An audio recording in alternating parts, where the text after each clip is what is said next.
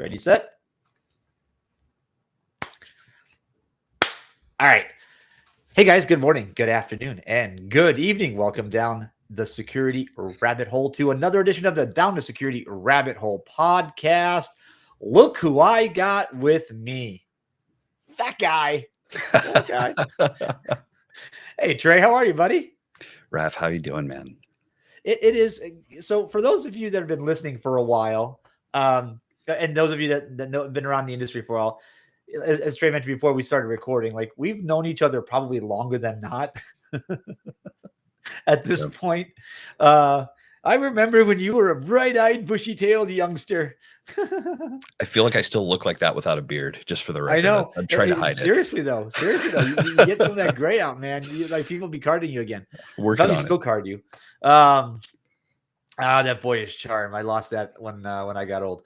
Anyway, we've had some adventures, but I get to finally have you on the show. It's been forever since we've tried. There's been a lot of near misses, but this final episode, thanks to the good folks at BugCrowd, here you are in all your glory. How are you, bud?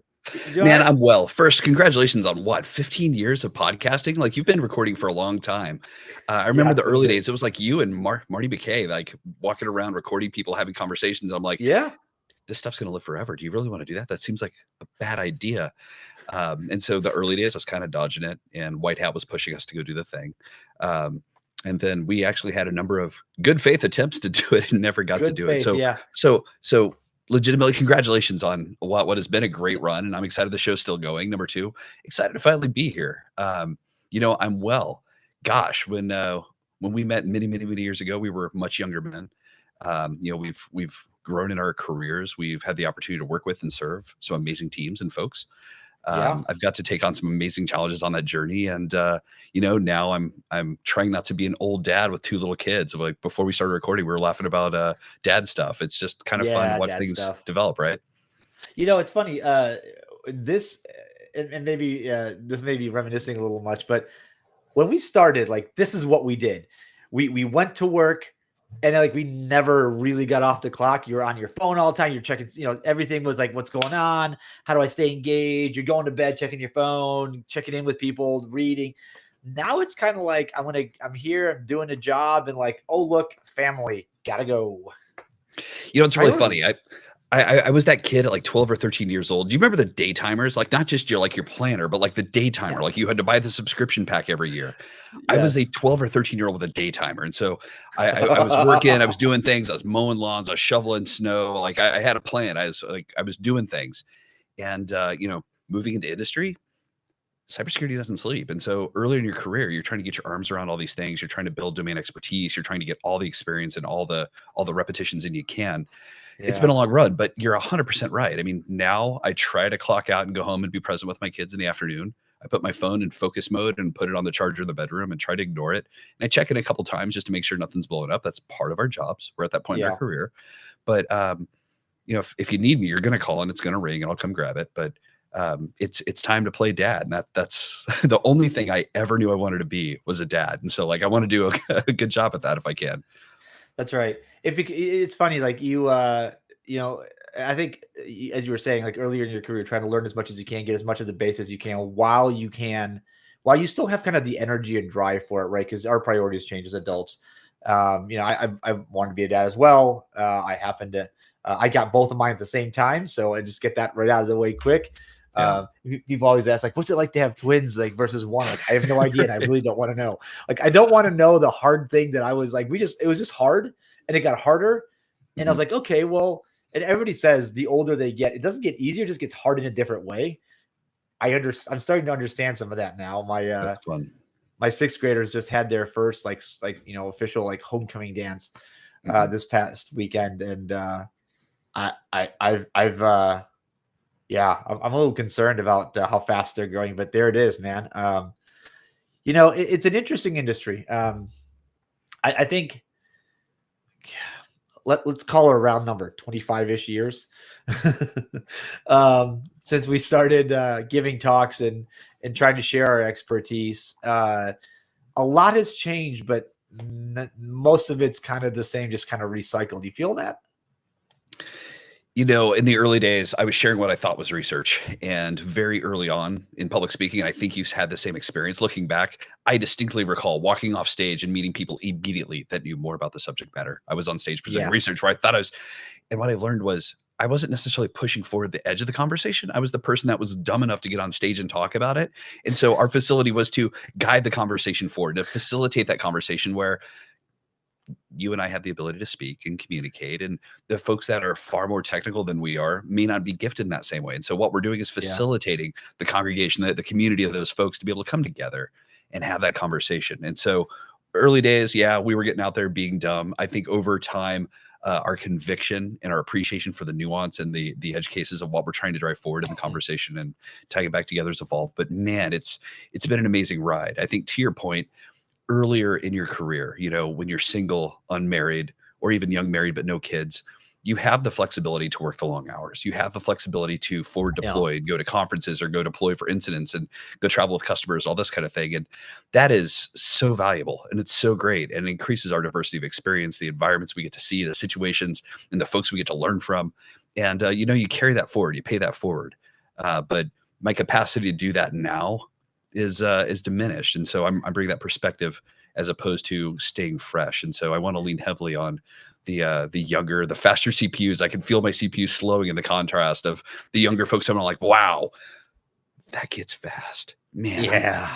I don't have that anymore. And so, you know, I used to make fun of the old folks, the old Unix beards and ponytails, but I'll be dogged if they didn't pat us on the head, slow us down, and be like, you know, that's cute. This best practice thing, like this new technology you're talking about, 20 years ago when I built this, those ideas didn't even exist yet. And so here's what we create. And you realize, wow, when you respect the constraints and the limits of the technology and the circumstances, the business realities and the financing of the people constraints they had to operate within, they did some magical things. I mean, when you sit down with the folks that wrote PKI and these other things, they're like, it's a very imperfect solution, and it was the best we could do with what we had available. And I'm just like, but the internet's built around these ideas. And like, no, it's flawed. You guys need to fix it. It's amazing. And so I'm starting to get a feel of that. Yeah, you know what's really interesting? And somebody said the other day that like we were the last generation. Not only did I feel like we didn't build this industry, we were kind of the ones that brought it to the front of the line. Like we brought it and dragged it into the light, kicking and screaming in some ways.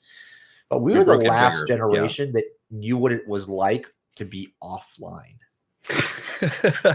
We laugh about this all the time. Our kids have the ability to say, "Hey Siri," as opposed to keeping a notebook and then getting on your bicycle and riding 20 minutes to the library and spending your entire Saturday trying to answer 2 questions out of your notebook. And so you had to prioritize your notebook, and you check out some books, and you schlep a 40-pound bag home and spend your week trying to dig it out and understand it. Like the cost of knowledge was so much higher. Yeah. And the click, I mean, like I laugh. Where was I? I was at a conference this last week. I can't remember where I was. Oh, it was HughesTechCon. All right. So I was at HughesTechCon, which by the way is a phenomenal conference. Did they rename it? No, I think they're about to expand massively. So yeah, I'm sorry. I'm speaking to the old school.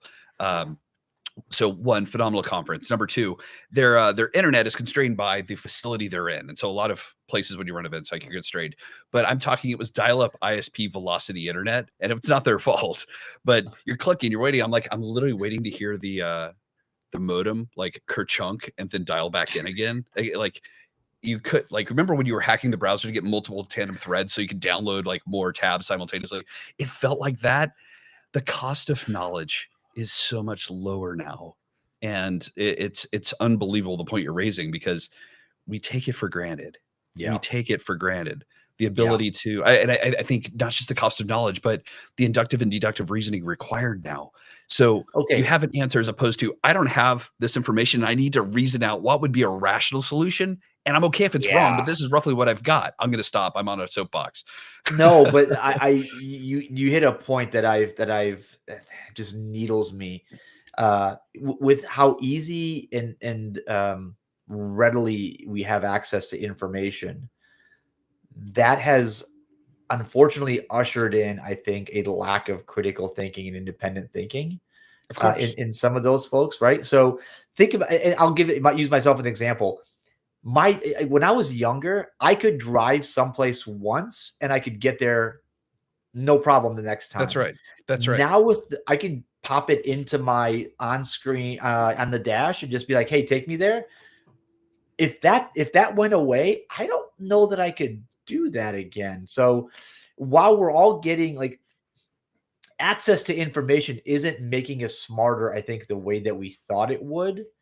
And No. I'm a little concerned about our my kids, our kids' generation, their ability to deductively reason, critical think, process a whole bunch of different varied thought, hold two different ideas, opposing ideas in your head at the same time, and Intention. think That's about right. Yes. right, like all those things that um, make a well balanced human. That's difficult to manipulate. And no need for tinfoil hats. I think we know where this is going, but like it is, it is important. It is important because the amount of disinfo and misinfo that's riding around the internet right now, and like you've had the chief trust officer job, you have it again, right? Like trust is an important thing. Like I when you read the Encyclopedia Britannica, you trusted that was a vetted source of information. I grew up reading the What's Colliers, but trusted? yes. So I'm going to take a step back before I take a step forward. I'm going to encourage your listeners to look into classical education. So modern education was built for the industrial age. We're building good employees and good soldiers. And so Yeah. you're receiving an assignment, you're doing an assignment, you're coming back for feedback, as opposed to saying, how do I solve this? What does a good solution look like? And so classical education is grammar, logic, and rhetoric. Can I rightly interpret that which is present? Can I understand exactly what the writer intended? Can I decode that? Logic, can I reason about it? To your point, logical fallacies and biases, critical thinking. Modern critical thinking is taught in law school, in grad school. It's not at high school. It's nowhere else unless you're in one of these. If you go back to classical education, the school at Athens, like what they were trying to do is build a solid citizenry. Yeah. We're not doing that today. And so take a No, look at you're some of right. the other options out there. They're phenomenal, but that's a real thing. So to your point about trust, what is trust? I mean, this is something, gosh, back at Salesforce, I kept thinking about how to put together a keynote on this. I was advised, don't do that. You're going to get yourself in trouble. Nah. What is that? Cursive. Trey, what has that ever stopped you? I don't know. Stop, slow me down, give me pause. Sure. Trust is this notion. I think it's one of the foundational elements of a relationship, right? Yeah. Relationships are founded on trust and communication. So communication, I think, is important to get status, uh, understand someone, but trust is that belief that what they say and what they do is going to match. They have the facility, capacity, and willingness to execute against that. And you're willing to accept their failure because everything else lines up. And so trust is one of those things where it's earned and easily lost. So it's a specific form of currency. Yeah. Yeah. It's interesting, right? The way we think about trust, the way we verify somebody's credentials, a packet, data, like it is changing over time because I mean, especially with, and not to go too far down this part of the rabbit hole, but the AI world with deep fakes and all that is making things really uncomfortable for those of us that are of a certain age and have some silver in our beards. Like that is I don't know about you, but I'm looking at, I see some of this and you start to get to like, hey, I'm seeing it, which means that I should believe Yep. it, but I know I shouldn't. So my brain is having this existential crisis about like it's right there in front of you. Is it real? Yeah. You know that episode? Like, you ever seen that show? Is It Cake? No. So they have I live people under a like rock, man. I don't watch TV. I barely watch movies. I read a lot of books and I work and I play dad. so. That's it. So, You want so kids soundtracks? my I'm your guy. yeah. So my 80s music soundtracks, let's go. But so my daughter is getting into baking and stuff like that. So there's a show that she likes called Is It Cake? And literally it's people that make hyper realistic cakes. And so like Google this, I forget what network it's on, but it will mess with your head. They're like, there are two purses, these are Yeah. identical. I'm like, those are both purses. And they're like, is it cake? And they cut through it. You're like, how? Like your brain start like, this is the way I feel about where some of the things that we do in corporate life are. It's like I see that looks real, that looks like it's trustworthy. How do I and maybe this is just, an interesting segue into like some of the things that we do, but talk about like phishing exercises, right? Like we of all the things that I would say we've done that make users distrust us, the corporate security people, phishing exercises, I think, is probably one of the worst. Because think about it this way. We're giving them something. We're trying to trick you and then beating you over the head when you fall for it. Meanwhile, I think I've fallen for like the really good ones, like 30%, because they are so real. I think you're conflating a number of spheres here. So first, I think that there's the joke about certain things being violence. Like I think applicant tracking systems when you're applying for jobs are violence. I think that phishing for the most part is violence, and I hate that it's required. Look, humans are going to human. Human error is an important part of life. And so that I got into aviation in the time we've known each other. Yeah. And one of the things that we do all the time in the cloud, so like you're flying, you can't see out the windows. You're in a cloud. You can't see anything. You only have your instruments. And the question you're asking constantly is, which one of these things is lying to me? And hopefully none of them, Trey. No, they are. Like it's definitely happening. That's how you detect failures. That's how you keep critical thinking present. But my point is this: human error is going to happen. You have to plan for it. You have to accept it. Okay, you clicked a link. Who freaking cares if it takes a single click to exploit a chained ODay to own your corporate environment? It's not the user's fault. We failed. The security team failed. The IT team failed. Like all these other things have failed. I'm sorry. That's not okay. We're punishing the wrong part of the chain.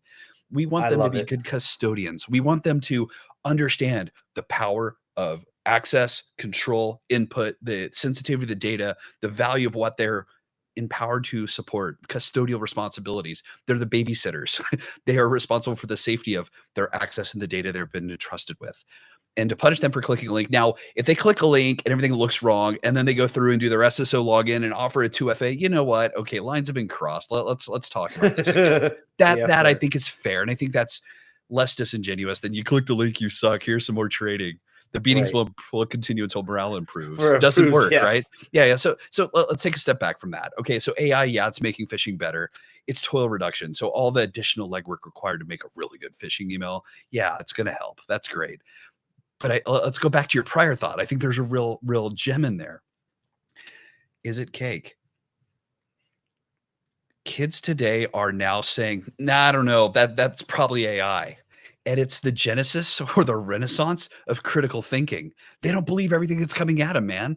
They don't. And it's great. They're starting to say, all right, so that sounds like I'm being presented this is true. What if it's not? And so what if it is? And what do I do about that? Say that. That's probably and how do I authenticate that? So now there's identity proofing, authentication, and authorization on the concept and the thought, and they're discarding it as that doesn't scan as rational. Give me 5 sources that are disconnected to prove that. And you're like, what? They didn't teach that in law school because we're not smart enough apparently in America to do that. Whereas like in Germany, they're teaching critical thinking, like in grade school. Like, why are we? It's great. Like, this is wonderful. The rest of the world's doing this. Wow. So I'm fired up about this. But yeah, I think AI is going to cause us to be like, how many news stories have you heard about? Like, there's the legal team that was almost disbarred because they submitted a brief that had a bunch of fake case law that AI ginned up for them.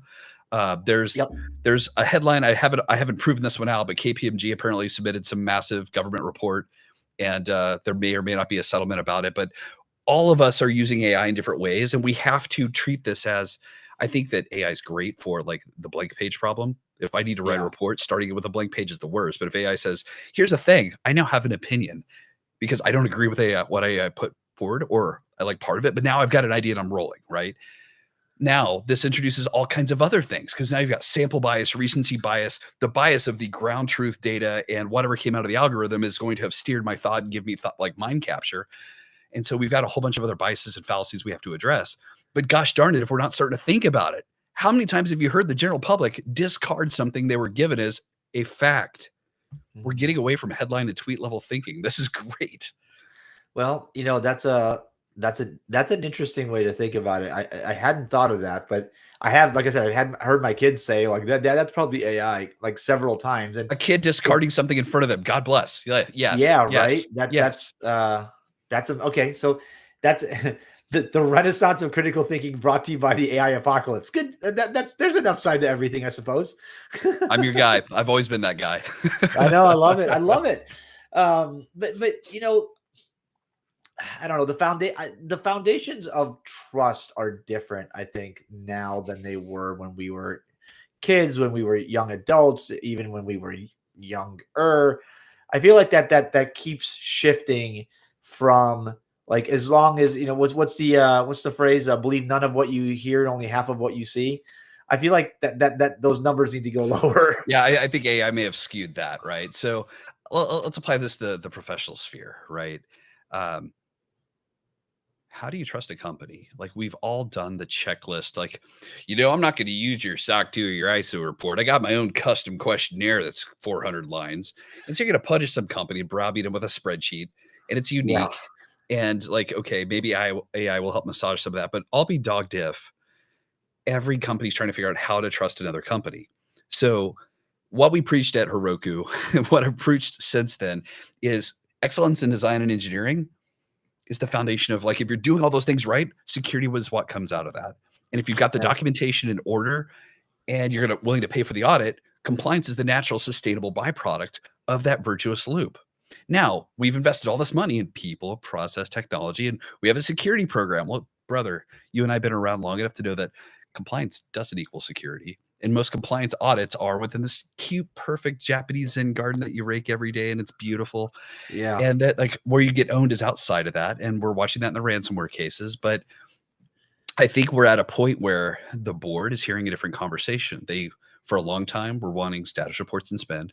Then they were wanting a cybersecurity framework, a CSF maturity score. And those are highly subjective.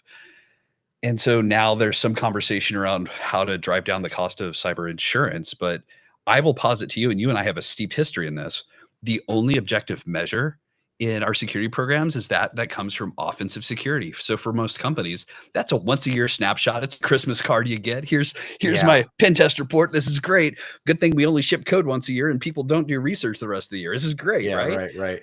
And so one of the things I'm pressing on, and I'm going to plug the day job because they pay for me to be here today. Yeah, do it. We just released the Inside of the Mind of the CISO report. It's an annual report. It talks a lot about the research that's coming in the door, trends in our research, and that kind of stuff. Go check it out.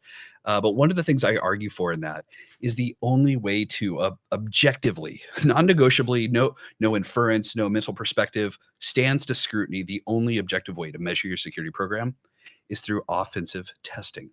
And so whether that's continuous penetration testing, which there are a lot of firms that do that, if it's bug bounties, which I think gives you a greater diversity of expertise, the only way to do that is through objective pen testing or offensive testing from a third party. And so the virtuous cycle for me is find the best experts you can. That's the magic of the diversity of perspective coming from that bounty program. Yeah, I like that. I mean, there's two things that I think have really evolved in the way I think about them over the last decade.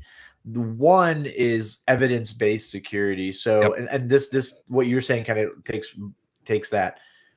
Both the things I think about. So when I say evidence-based security, I started off thinking, like, these SOC 2 reports, like, these are really just, it's an audit. Like, who cares? This doesn't prove anything, except that I think the longer I look at these, the more I think it does, because it actually shows that you have rigor, you have something that you have a policy and you're executing against that policy, as opposed to, look, I have lots of shiny things on a budget, right? And I've hired 700 people and I don't know what they do, but they do magic. So that's evidence-based. Kind of what you guys do is evidence, right? Because you're creating a standard framework that's, one, blessed by legal, which was arguably difficult, but two, like, just it's not that once a year snapshot, because everybody did pen tests. You do them once a year. They have to notify you that they're going to pen test you. Everybody kind of puckers up a little bit. We stare at our firewall logs a little more. That's right. Shields up. Right. Oh, here comes the pen test. You're like, but nobody ever says, hey guys, I'm about to come rob you or try to rob you. All right. Right. Tomorrow at noon, be ready. I'm coming. Like nobody does that. So well, attackers don't respect scope of work either. And so every pen test I've ever done, ever been a part of, and I know you have too, not a one of them said any corporate asset we own that's internet exposed, any corporate location we physically have, there's nothing out of scope, have a ball. Yeah, nobody does that. There's nothing. That sounds dangerous. So let me flip this on its head, right? So I did a stint in private equity. And so I was at a top 10 B2B, like a really large private equity firm. And I worked with some amazing people. And, you know, say what you will about big money, big corp, big evil companies, but there's a fiduciary duty and everyone's trying to do a good job and they're trying to create value. And there's a lot of hypotheses there. And there's parts I loved and parts I didn't love. But one of the things I came to grapple with was, how do you look at a company and determine, is their value proposition true and rational? Number two, how are they running their information security program? We don't kill security or deals over a security issue. Like if a company's been completely owned and may not own any of their intellectual property, I've seen one deal backed away because we're like, no, you've been still owned 5 ways till Sunday. Like there's no way. But if we go the other direction saying, okay, we're going to place a bet, we're buying this company. How do we bring this up to a rational security standard? And how do we defend this asset? Yeah. The question is, what are the proxy measures, the measures where these handful of data points paint the picture of all the things that are right and wrong, and how do we fix them? What's it going to cost to fix them? I will tell you that those with healthy offensive testing programs, bounty programs, how do you have a healthy bounty program with high payouts, with regular findings, and really clean closure SLAs? you have the backing of legal, you have a partnership with engineering, you have engineers that feel like they own their code, and trust between the security team and that, and a level of trust and relationship with the security research community that's worth their time to give a damn and do the work. Yeah. There's a story to be told there, and it's a proxy indicator of a whole lot of things going right. So here's the part that I've struggled with. I like that.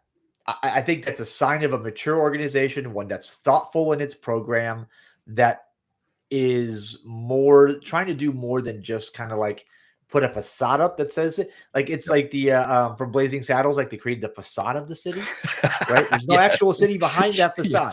Yes. Right. To use it. Are we allowed to make? I guess we could make Blazing Saddles jokes now again. Yeah, we're allowed to make that movie is super, super old and it's still awesome. It's got it. But it sure does.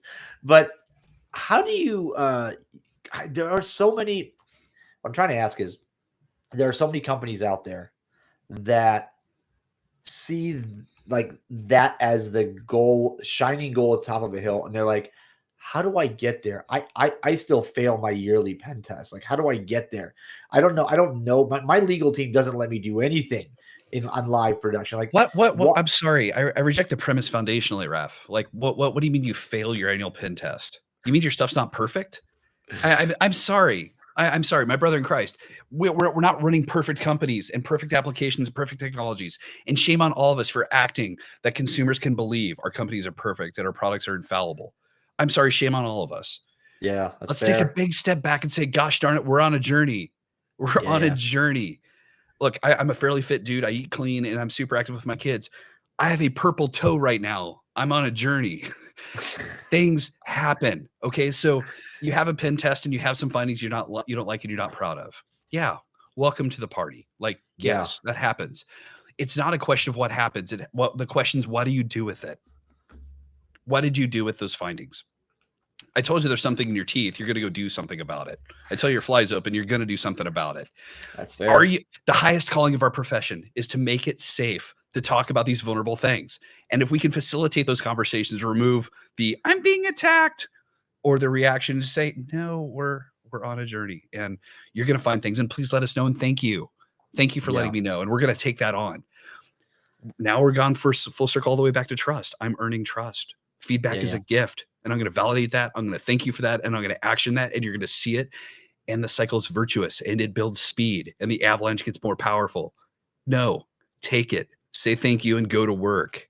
That's the greatest lie we ever believed, and I don't know how we got to this, but you're right. It's that you have to have a clean pen test. You have to have no vulnerabilities. You have to have You know, you have to be perfect. And because many companies have spent many large piles and sums of money, and none of them have achieved that.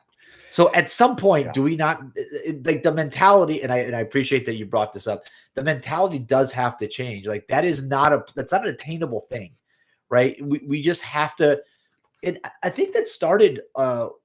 Some of that recognition started, Trey, when we said, okay, protect is good, but detect and respond, like, and recover is also really good, because the measure of a company, of a security program, shouldn't be that they have no issues, or that they never get compromised, right? CISOs get fired for getting hacked, like getting breached. That is, it always blew my mind, because that is just patently silly. That's like saying, you know, if you've out here, you built the roads and there's a pothole, you're fired. You didn't do your job. Well, I don't know. No. I think that's classic corporate America, though, right? I mean, like, all right, okay. So take a step back. Let's go back to, you saw The Martian, right? Like, think about how many billions of dollars the United States has spent trying to save Matt Damon from himself over the years, right? All right, so we left Matt on Mars this time, right? We left him on Mars this time. The first thing that he's asked in the presser, are you going to step down? Are you going to resign? Like, the thing is, like, we expect, in the sociopathy that is earnings by quarter and performance by headline, someone's got to be the fall person. Someone's got to be the fall guy. And so we're going to throw that out there. And so the default, well, we had a security failure, so our head of security has been promoted to greener pastures, and we're going to figure this out. And, you know, safety and trust are very important to us. So here's some credit monitoring for 10 minutes. Like we're in a different place. And again, it's not perfection. It's the journey. It's about driving up the cost. I think Bob Lord, and I quote him all the time, God bless this guy. Bob Lord said that we work against human adversaries that work in campaigns. Yeah. We're driving up the cost, the complexity, and the risk of what they're trying to do. And so it's not about perfection. It's about expensive trade-offs. And so if that's the case, if you're my boss, Raf, and I'm the CISO and you're the CTO, because I still can't sit at the big kids table, the risk committee might be saying, sorry, Trey, we're not funding these initiatives. And the risk has been accepted and we're done. And the modern CISO is part of the business. And so we're running risk committees. And so we have all these folks at the table, from the chief revenue officer and operations and finance and legal and public policy. We have all these folks. And what we're doing is we're looking at a risk register. Here's the most scary things that can happen to us. And here's the things we face that are most likely going to happen at some point. And we're making hard trade-offs. And so when we go to the board saying, look, these are the unfunded initiatives. We've made the hard bets. We're out of jelly beans. We can't place any more jelly beans into this project. We're out of funds. The board's the only place that could say, we're going to forgive a financial performance metric for the CEO and CFO. We're going to fund that. So debit that performance index, go do this thing. The risk committee is the only place. It's inhumane to think one admin is the one that took the entire platform off the internet. It's inhumane to think one CISO, one executive was responsible for a breach. This is a complex system. The CISO doesn't do anything. We don't patch systems. We don't build code and deploy applications. We don't own product. Right. And so this is a corporate facility. And so if we are working with the business to define risk, to score and prioritize risk, to fund risk treatment and addressing those issues, then we have to take it back to the board for calibration. And so I think there's a lot of room for us to partner with the business to do this. But no, the CISO is not the fall executive for something bad happening. We are on a journey. Well, and I love that, because it really underscores the fact that I watched a speech. I think you were actually at this, isn't it? HP event a million years ago at the Ronald Reagan Hotel. Schneier gave a keynote about the million risk decisions you make every day. Right. Getting into your car, pulling up to a red light, getting into an elevator, like all these things. But we don't think about them that way. And to understand how business works, I distinctly remember this, and I'll remember this forever in my career. And I wish everybody has this moment at some point, where I said in a meeting, young me said, well, that's a high risk. And some executive took me aside and explained to me what that actually means in regular language, normal people words, right? They're like, that's not a high risk. That, in fact, that's it's a risk, But let me tell you the other risks that we face. And when you look at like the types of risk a business faces, financial, operational, strategic, right? All Yes. these Yes. different types of risk. Security isn't a separate They've got risk. 99 problems, and we are cute and adorable thinking we have the monopoly on this. We're an input into the other ones, into Correct. the legal, into the Correct. so and I think that as if there's one thing I've picked up over my years that I'm glad people have taken the time to gently just beat into my head repeatedly is that we are not distinctly special and different in the context of a running enterprise.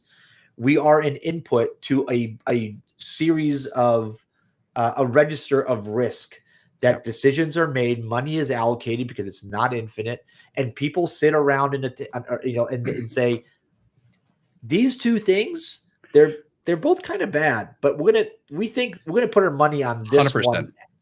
100%. But we all do this, Raph. Like this is where Yeah. the notion of, well, you failed this risk or this pen test.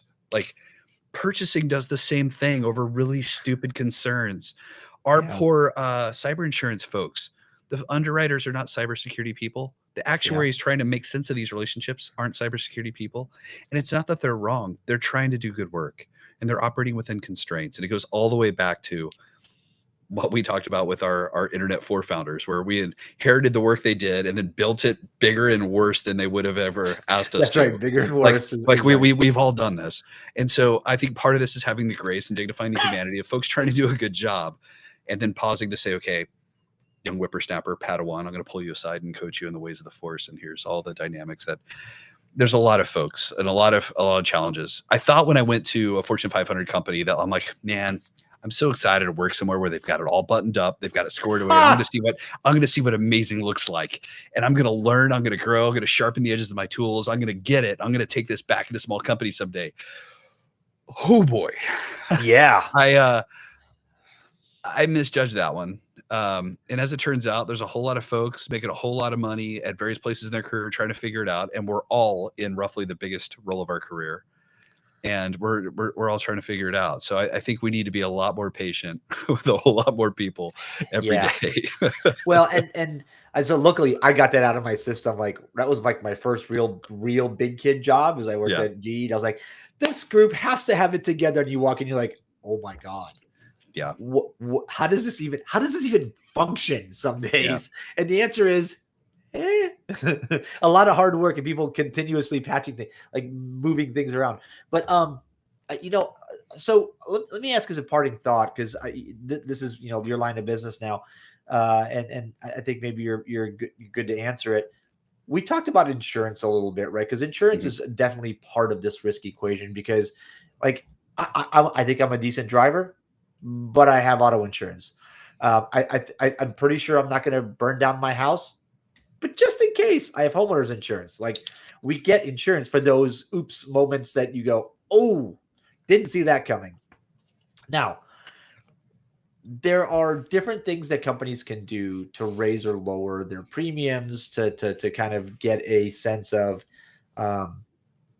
maybe accomplishment or some level of comfort that a insurance underwriter can go, okay, I see you here. All right. This feels better than like you just threw a bunch of things at me. I don't think I trust what this is saying. Where do bug bounties fall on that? Is that going to be one of those things that becomes like hey, if we do this, I have some trust that you know what the hell you're doing? Yeah. So I spoke earlier to proxy indicators, and let me take a big step back for a second and go back to the private equity vantage point. So I was working at this private equity firm. We had, 100 companies we owned, give or take, and we were diligencing several companies a week.